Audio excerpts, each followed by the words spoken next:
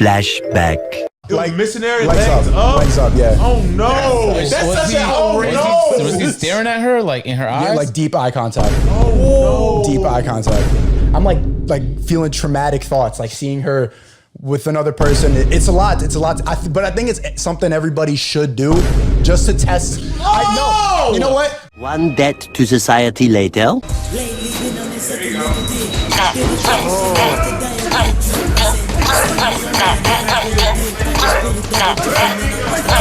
Yesterday. Watch my clips.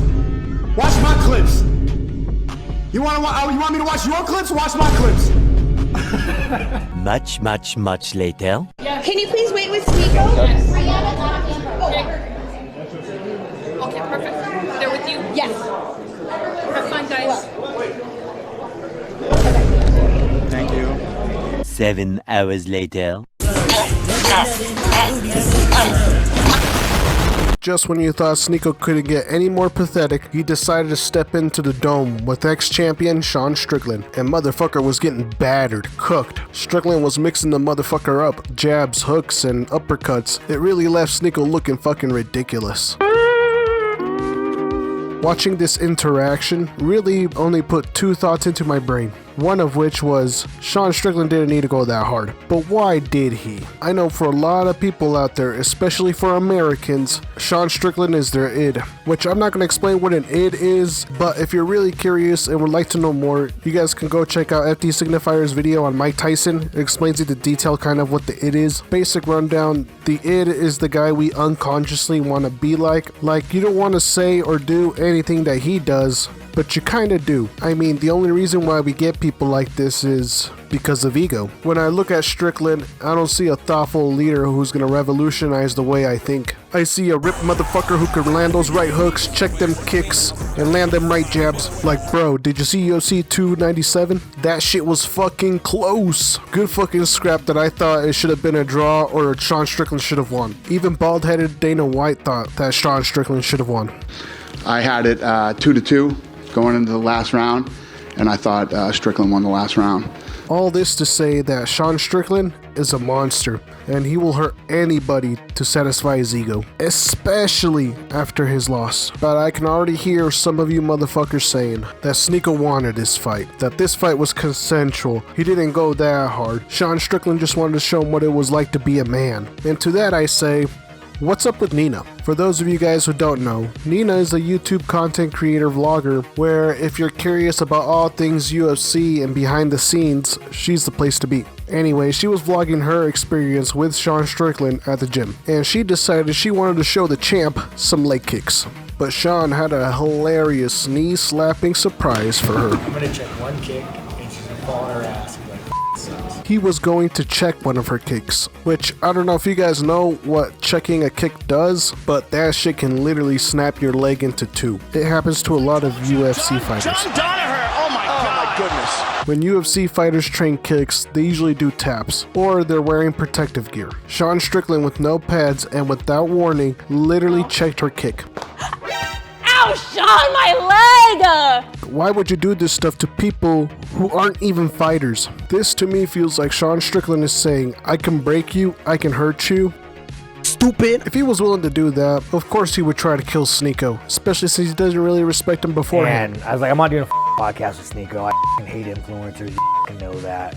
Whether it be a friendly demonstration, a spar, or a fight, Sean Strickland is all gas, no brakes. You know, this is kind of stupid, but he kind of reminds me of Soldier Boy from The Boys. They both have this tough outer shell, kind of like the Marlboro Man, you know, tough guy. But in actuality, they're just another fatherless child. They're just a bunch of men.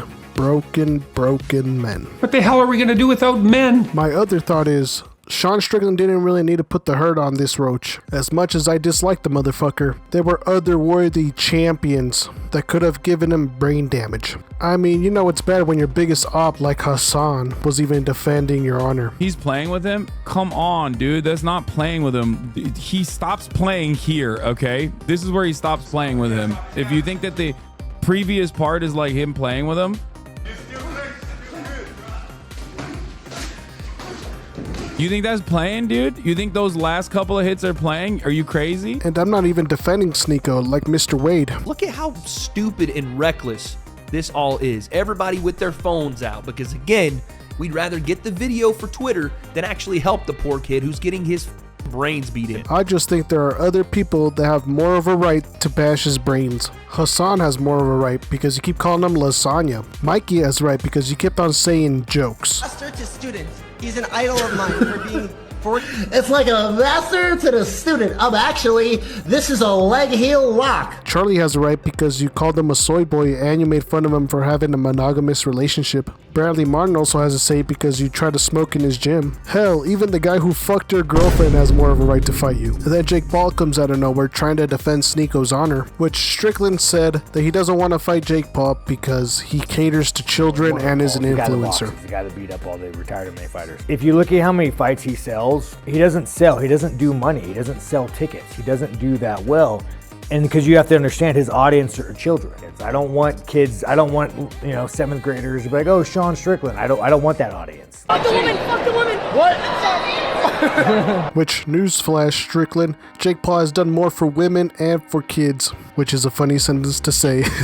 This motherfucker put Amanda Serrano on the map and started his own organization, Boxing Bullies. That's already way more than what Sean Strickland has done for men. What the hell are we gonna do without men? But I guess the big question ends up being is, who would win in a fight, Sean Strickland or Jake Paul? Like my main man Wade Clemens once said.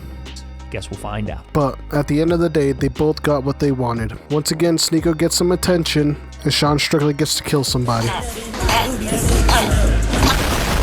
It also sounds like there is no bad blood between them, so good for them.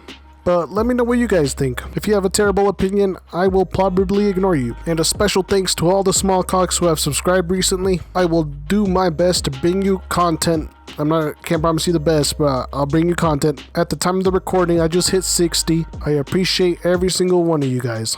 But until next time, hasta luego.